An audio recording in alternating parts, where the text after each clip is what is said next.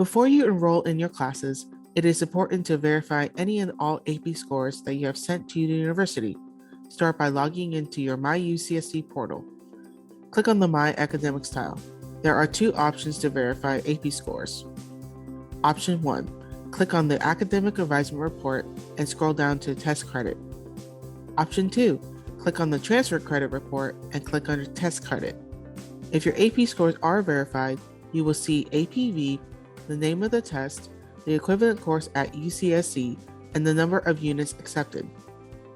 If for any reason your score is not appearing, please fill out the Review of Transfer Credit form. Your score may not appear if the name on the submitted test score is different from the name the university has on file for you. For instance, if the score says Ben and the university has your name as Benjamin.